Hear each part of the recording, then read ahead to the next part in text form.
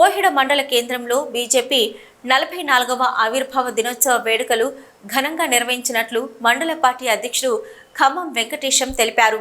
Senior కార్యకర్తలకు సన్మానం చేసి అనంతరం బైఠక్ ప్రోగ్రాం నిర్వహించామని అన్నారు.